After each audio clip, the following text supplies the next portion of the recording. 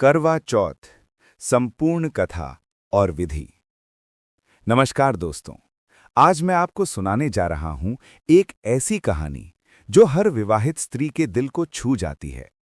करवा चौथ, वो व्रत जो प्रेम का प्रतीक है, समर्पण की मिसाल है और अटूट विश्वास की परिभाषा है। लेकिन क्या आप जानते हैं कि करवा चौथ का व्रत क्यों रखा जाता है? इसके पीछे कौन सी कहानी है? और सबसे महत्वपूर्ण, क्या सच में एक स्त्री के प्रेम और समर्पण में इतनी शक्ति है कि वो यमराज से भी अपने पति के प्राण वापस ले सकती है? आज मैं आपको ले चलूंगा उस अद्भुत यात्रा पर जहां प्रेम ने मौत को हराया, जहां एक पत्नी की भक्ति ने देवताओं को भी झुका दिया और जहां एक व्रत बन गया अमरता का प्रतीक। तो बने रहिए मेरे साथ, क्योंकि ये कहानी है विश्वास की, त्याग की और अमर प्रेम की। दोस्तों, करवा चौथ कार्तिक मास के कृष्ण पक्ष की चतुर्थी को मनाया जाता है। इस दिन सुहागन स्त्रियां अपने पति की लंबी उम्र और खुशहाली के लिए निर्जला उपवास रखती हैं, यानी सूर्योदय से लेकर चंद्रोदय तक ना तो कुछ खाती हैं और ना ही एक बूंद पानी पीती हैं। लेकिन ये व्रत केवल एक परंपरा नहीं है, इसके पीछे कई अद्भुत कहानियां हैं जो इस व्रत के महत्व को दर्शाती हैं। आज मैं आपको 3 सबसे प्रसिद्ध कथाएं सुनाऊंगा जो पद्म पुराण, स्कंद पुराण और लोक परंपराओं में मिलती हैं। पहली कथा है वीरवती की। ये सबसे प्रसिद्ध और मार्मिक कहानी है। पद्म पुराण में वर्णित इस कथा के अनुसार एक राजा की बेटी थी वीरवती। वो अपने 7 भाइयों की इकलौती बहन थी और सभी उससे बेहद प्यार करते थे। वीरवती का विवाह हो गया और उसने अपनी पहली करवा चौथ का व्रत रखा। लेकिन दोस्तों, ये व्रत बहुत कठिन होता है। पूरे दिन बिना पानी के वीरवती को असहनीय भूख और प्यास लगने लगी। वो बार बार आकाश की ओर देखती, चांद निकला या नहीं, लेकिन अभी तो शाम भी नहीं हुई थी। उसके 7 भाई अपनी प्यारी बहन की ये हालत देखकर बेचैन हो गए। उन्हें अपनी प्यारी बहन की तकलीफ देखी नहीं गई, तो उन्होंने एक योजना बनाई। पास के पीपल के पेड़ के पीछे एक दीपक जलाया और उसे इस तरह रखा कि दूर से वो चांद जैसा दिखे। फिर सबसे बड़े भाई ने जाकर वीरवती से कहा, बहन देखो, चांद निकल आया है, अब तुम व्रत खोल सकती हो। वीरवती ने खुशी से आकाश की ओर देखा। हाँ, सचमुच एक गोल रोशनी दिख रही थी जो चांद जैसी लग रही थी। उसने झट से अपना व्रत तोड़ दिया और भोजन ग्रहण करना शुरू कर दिया। लेकिन दोस्तों, व्रत के नियमों के साथ धोखा हो गया था। पहला कौर मुंह में जाते ही उसे खबर मिली, तुम्हारे पति बेहोश हो गए हैं। दूसरा कौर खाया तो खबर आई, उनकी हालत और बिगड़ गई है। और जैसे ही तीसरा कौर उठाया, संदेशवाहक दौड़ते हुए आया, रानी, महाराज की मृत्यु हो गई है। वीरवती का हाथ वहीं रुक गया, खाना मुंह में ही अटक गया। वो समझ गई कि उसने बहुत बड़ी गलती कर दी है। उसने अधूरे व्रत को तोड़ दिया था, धोखे से तोड़ा था, और इसका परिणाम ये हुआ कि उसके पति के प्राण चले गए। वीरवती पागलों की तरह रोने लगी। उसने अपने पति के शरीर को गले से लगा लिया और विलाप करने लगी कि ये मैंने क्या कर दिया, मैंने अपने हाथों से अपने पति को मार डाला, मैं अभागिन हूं। वो रोती रही, पूरी रात पूरा दिन, ना कुछ खाया ना पिया, बस अपने पति के शरीर के पास बैठी रोती रही। तभी देवी इंद्राणी, यानी इंद्र की पत्नी, जो सती साध्वी स्त्रियों की रक्षक मानी जाती हैं, वहां प्रकट हुईं। उन्होंने वीरवती से कहा, बेटी रोना बंद करो, तुम्हारे पति को जीवित किया जा सकता है। वीरवती ने आंसुओं से भरी आंखों से देवी की ओर देखा। कैसे माता, मुझे बताइए, मैं कुछ भी करूंगी। इंद्राणी देवी ने कहा, तुम्हें फिर से करवा चौथ का व्रत रखना होगा, लेकिन इस बार पूरी श्रद्धा और नियम से। अगले वर्ष जब करवा चौथ आए तो सूर्योदय से पहले उठना, स्नान करना, पूरे दिन निर्जला उपवास रखना और जब असली चांद निकले तभी व्रत तोड़ना। अगर तुमने पूरी निष्ठा से ये व्रत किया तो तुम्हारे पति के प्राण वापस आ जाएंगे। वीरवती ने हाथ जोड़कर कहा, माता, मैं ऐसा ही करूंगी, मैं पूरे 1 साल इंतजार करूंगी। और दोस्तों, वीरवती ने वैसा ही किया। उसने अपने पति के शरीर को संभाल कर रखा। पूरे साल उसने पूजा पाठ किया, तपस्या की, और जब अगला करवा चौथ आया तो उसने पूरी विधि से व्रत रखा। इस बार कोई गलती नहीं हुई। उसने असली चांद निकलने का इंतजार किया, चांद को अर्घ्य दिया, व्रत की कथा सुनी और फिर व्रत तोड़ा। और चमत्कार हो गया। उसके पति के शरीर में हलचल हुई। धीरे धीरे उनकी आंखें खुली, प्राण वापस आ गए। वीरवती का धैर्य, उसकी श्रद्धा और उसका प्रेम, इन सब ने मिलकर मृत्यु को भी हरा दिया। यही कारण है कि आज तक स्त्रियां इतनी श्रद्धा से करवा चौथ का व्रत रखती हैं। अब आती है दूसरी कथा, करवा और उसके पति की। स्कंद पुराण में वर्णित इस कथा के अनुसार एक समय की बात है, करवा नाम की एक सती साध्वी स्त्री थी। उसका पति एक दिन नदी में स्नान करने गया। अचानक एक मगरमच्छ ने उसका पैर पकड़ लिया और उसे पानी में खींचने लगा। पति ने जोर से चीखकर करवा को बुलाया। करवा तुरंत भाग कर आई। उसने देखा कि एक विशाल मगरमच्छ उसके पति को खींच रहा है। वो क्या करती? उसके पास ना कोई हथियार था, ना कोई शक्ति, लेकिन उसके पास एक चीज थी, अपने पति के प्रति अटूट प्रेम और समर्पण। करवा ने तुरंत अपनी साड़ी से एक धागा निकाला और उस मगरमच्छ को बांध दिया। हाँ जी, आपने सही सुना, एक साधारण धागे से एक विशाल मगरमच्छ को बांध दिया। ये कैसे संभव है? दोस्तों, ये है सतीत्व की शक्ति, पतिव्रता धर्म की शक्ति। जब एक स्त्री पूर्ण निष्ठा और शुद्ध हृदय से अपने पति की रक्षा करना चाहती है तो उसमें वो शक्ति आ जाती है जो असंभव को संभव बना दे। करवा ने मगरमच्छ को बांधा और फिर सीधी यमराज के पास पहुंच गई। हाँ, साक्षात मृत्यु के देवता के पास। उसने यमराज से कहा, मैंने आपके दूत मगरमच्छ को बांध दिया है, या तो आप मेरे पति को लंबी उम्र का वरदान दीजिए, नहीं तो मैं उस मगरमच्छ को नरक भेज दूंगी और आपके सभी कार्यों में विघ्न डाल दूंगी। यमराज हैरान रह गए। ये कैसी स्त्री है जो मृत्यु को भी चुनौती दे रही है? लेकिन उन्हें करवा की निष्ठा और प्रेम दिख गया। उन्होंने कहा, तुम्हारे पति को आयु का वरदान मिले। और उसके बाद से करवा और उसके पति ने सुख से जीवन बिताया।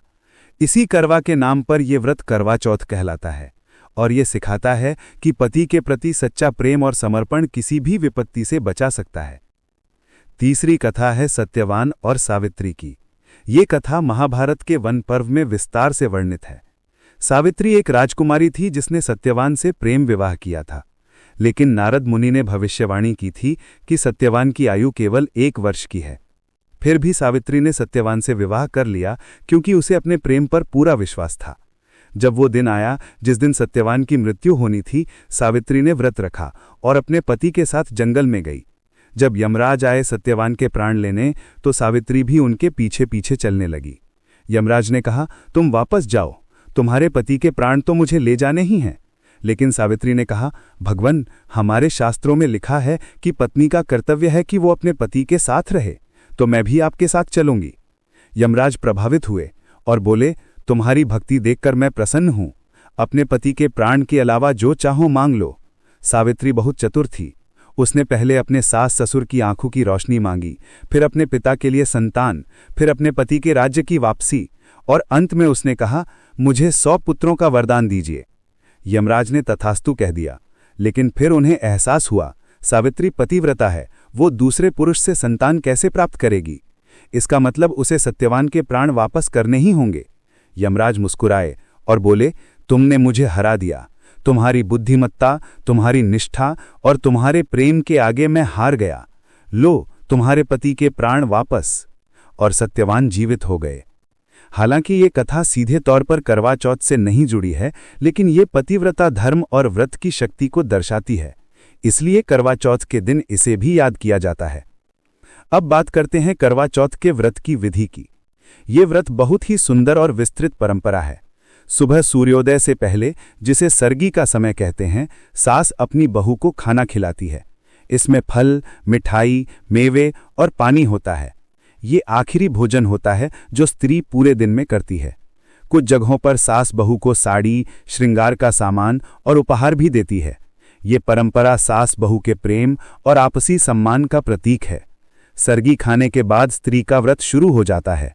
ना कुछ खाना, ना पानी पीना। दिन में स्त्रियां तैयार होती हैं, विवाह के समय जैसे श्रृंगार करती हैं। लाल या गुलाबी साड़ी पहनती हैं, मेहंदी लगाती हैं, चूड़ियां पहनती हैं, बिंदी और सिंदूर लगाती हैं और पूरा 16 श्रृंगार करती हैं। ये सब सुहाग के प्रतीक हैं। शाम को जब सूर्यास्त हो जाता है और चंद्रोदय का समय आता है तो स्त्रियां इकट्ठी होती हैं। एक थाल में करवा यानी मिट्टी का छोटा घड़ा रखा जाता है जिसमें जल भरा होता है। साथ में दीपक, फल, मिठाई और पूजा की सामग्री होती है। फिर सभी स्त्रियां गोल घेरे में बैठती हैं और करवा चौथ की कथा सुनती हैं। वीरवती की कथा, करवा की कथा या अन्य कथाएं।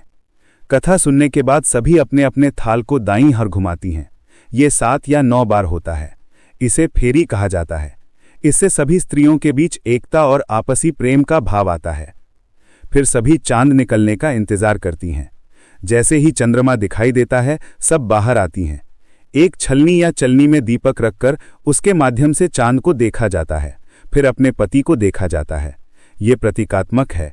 जैसे चंद्रमा शीतल, सुंदर और स्थिर है, वैसे ही पति की आयु हो। फिर चांद को जल का अर्घ्य दिया जाता है। ओम सोमाय नमः कहते हुए 3 बार जल अर्पित किया जाता है।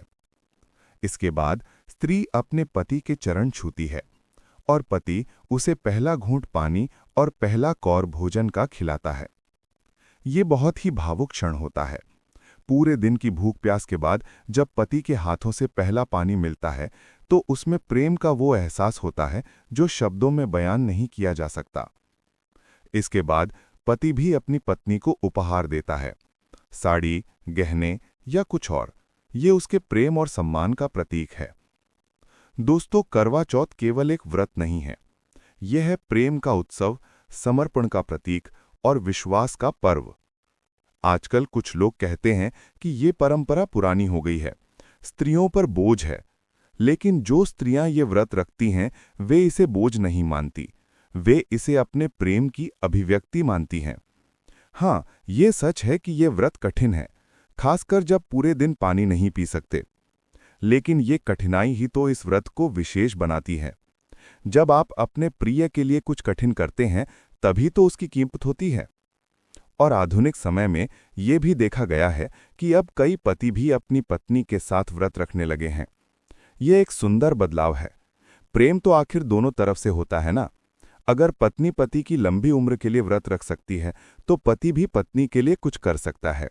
ये समानता नहीं, बल्कि आपसी प्रेम और सम्मान का प्रतीक है। करवा चौथ का व्रत हमें ये भी सिखाता है कि विश्वास में अद्भुत शक्ति होती है। वीरवती ने विश्वास किया कि व्रत से उसके पति जीवित हो सकते हैं, और वे हो गए।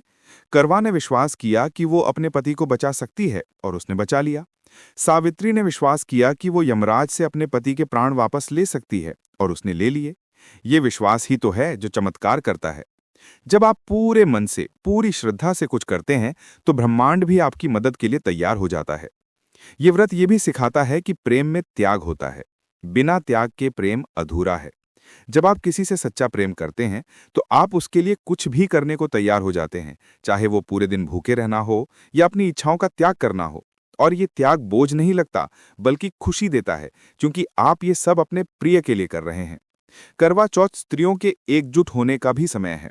जब शाम को सभी स्त्रियां इकट्ठी होती हैं, कथा सुनती हैं, गीत गाती हैं, हंसी मजाक करती हैं, तो ये एक सामाजिक उत्सव बन जाता है। सास बहू का रिश्ता मजबूत होता है जब सास सरगी देती है। ननद भाभी का रिश्ता प्रगाढ़ होता है जब वे साथ मिलकर तैयार होती हैं। पड़ोस की महिलाएं आपस में जुड़ती हैं। ये केवल एक धार्मिक व्रत नहीं, बल्कि एक सामाजिक और पारिवारिक उत्सव है।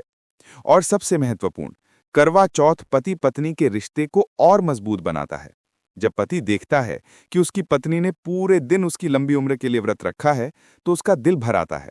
और जब पत्नी देखती है कि उसका पति पूरे दिन उसका ख्याल रख रहा है, उसे आराम करने को कह रहा है और शाम को प्रेम से पानी पिला रहा है, तो उसे अपने प्रेम की सार्थकता महसूस होती है।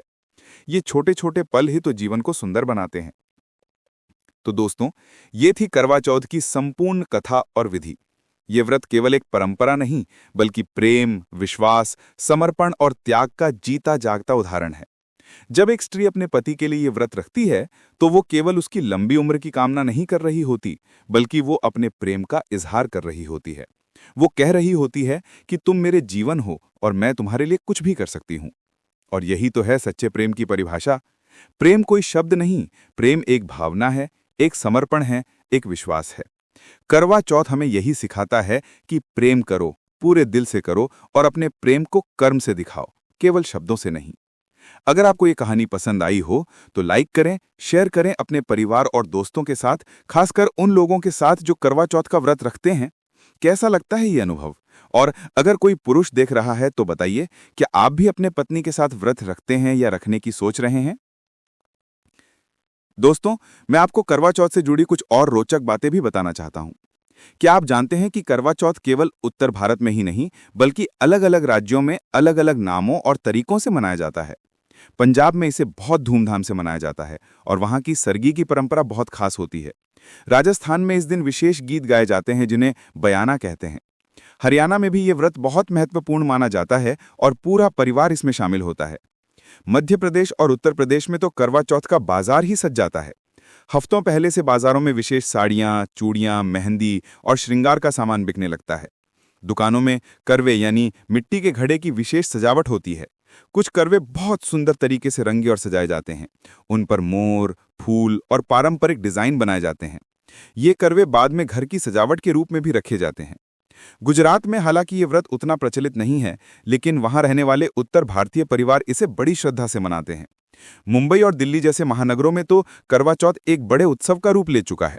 सोसाइटियों में सामूहिक पूजा होती है, डीजे और संगीत की व्यवस्था होती है और सभी महिलाएं मिलकर इस पर्व को सेलिब्रेट करती हैं। एक और रोचक बात, करवा चौथ का व्रत अब केवल भारत तक सीमित नहीं रह गया है। विदेशों में बसे भारतीय परिवार भी इस परंपरा को जीवित रखे हुए हैं। अमेरिका, कनाडा, इंग्लैंड, ऑस्ट्रेलिया, जहां भी भारतीय समुदाय है, वहां करवा चौथ मनाया जाता है। हालांकि वहां चंद्रोदय का समय अलग होता है, मौसम अलग होता है, लेकिन भावना वही रहती है। ये दर्शाता है कि ये परंपरा केवल एक रस्म नहीं, बल्कि हमारी संस्कृति का एक महत्वपूर्ण हिस्सा है। अब बात करते हैं करवा चौथ के कुछ महत्वपूर्ण मंत्रों और श्लोकों की। जब स्त्रियां चांद को अर्घ देती हैं, तो ये मंत्र बोला जाता है, ओम ऐं ह्रीं क्लीं चामुंडाय विच्चे। ओम सर्वमंगल मांगल्ये शिवे सर्वार्थ साधिके शरण्ये त्र्यंबके गौरी नारायणी नमोस्तुते। ये मंत्र मां गौरी और मां दुर्गा को समर्पित है, जो सुहाग की रक्षक मानी जाती हैं। फिर चंद्रमा के लिए ये मंत्र बोला जाता है, ओम सोमाय नमः, ओम चंद्राय नमः। और जब पति पत्नी एक दूसरे को देखते हैं तो ये प्रार्थना की जाती है कि जैसे चंद्रमा स्थिर है, शीतल है, सुंदर है, वैसे ही मेरे पति की आयु हो। वे सदा स्वस्थ रहें, सुखी रहें और हमारा प्रेम सदा बना रहे। दोस्तों, करवा चौथ से जुड़ी एक और खूबसूरत परंपरा है बायना की। उत्तर प्रदेश और बिहार के कुछ हिस्सों में सास अपनी बहू को व्रत के दिन विशेष उपहार देती है। साड़ी, गहने, मिठाई, फल, ये बायना कहलाता है और ये सास के प्यार और आशीर्वाद का प्रतीक है। बदले में बहू भी अगले साल अपनी सास के लिए कुछ विशेष तैयार करती है। ये परंपरा सास बहू के रिश्ते को और मजबूत बनाती है। कुछ परिवारों में करवा यानी मिट्टी का घड़ा ससुराल पक्ष से दिया जाता है, तो कुछ जगह मायके से आता है। इस करवे में गेहूं या चावल भरा जाता है और ऊपर एक दीपक रखा जाता है। ये करवा समृद्धि और सौभाग्य का प्रतीक माना जाता है। व्रत के बाद इस करवे को संभाल कर रखा जाता है और अगले साल फिर से इस्तेमाल किया जाता है। एक बहुत महत्वपूर्ण बात, करवा चौथ का व्रत केवल नवविवाहिता स्त्रियां ही नहीं, बल्कि जितने साल विवाह हो गए हैं उतने साल तक ये व्रत रखा जाता है। कुछ स्त्रियां तो अपने पूरे जीवन भर ये व्रत रखती हैं। मेरी दादी 60 साल से ये व्रत रख रही थीं और 80 साल की उम्र में भी पूरी निष्ठा से ये व्रत करती थीं। ये उनके प्रेम और समर्पण का प्रमाण था। आजकल के युवा पीढ़ी में भी करवा चौथ के प्रति उत्साह देखा जा रहा है। सोशल मीडिया पर करवा चौथ के दिन खूब तस्वीरें शेयर की जाती हैं। मेहंदी के डिजाइन, सरगी की थाली, पूजा की तैयारी और चांद देखने के पल। यूट्यूब पर करवा चौथ मेकअप ट्यूटोरियल, मेहंदी डिजाइन और सरगी के रेसिपी वीडियो ट्रेंड करते हैं। ये दर्शाता है कि परंपरा आधुनिकता के साथ भी चल सकती है। लेकिन दोस्तों, सबसे महत्वपूर्ण बात यह है कि करवा चौथ का असली अर्थ समझना जरूरी है। ये व्रत केवल दिखावे के लिए नहीं है, केवल सोशल मीडिया पर पोस्ट करने के लिए नहीं है। यह है अपने भीतर की भावना को जगाने का दिन। ये दिन है अपने पति के प्रति कृतज्ञता जताने का, अपने प्रेम को नए सिरे से महसूस करने का और अपने रिश्ते को और मजबूत बनाने का। जब आप व्रत रखते हैं तो केवल भूखे रहना ही व्रत नहीं है। असली व्रत है अपने मन को शुद्ध रखना, अपने विचारों को सकारात्मक रखना और अपने पति के प्रति पूर्ण समर्पण की भावना रखना। व्रत के दिन क्रोध नहीं करना, किसी से बुरा नहीं बोलना और सबसे प्रेम से पेश आना, ये सब भी व्रत का ही हिस्सा है। और पुरुषों के लिए भी ये दिन महत्वपूर्ण है। अगर आपकी पत्नी आपके लिए पूरे दिन भूखी प्यासी रहती है तो आपका भी कर्तव्य बनता है कि आप उसका पूरा ख्याल रखें, उसे आराम करने दें, घर के काम में मदद करें और उसे महसूस कराएं कि उसका त्याग व्यर्थ नहीं गया।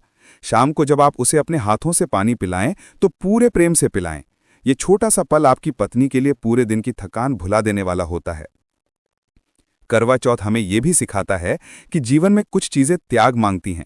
आज के समय में हम सब इंस्टेंट ग्रेटिफिकेशन के आदी हो गए हैं, हमें सब कुछ तुरंत चाहिए।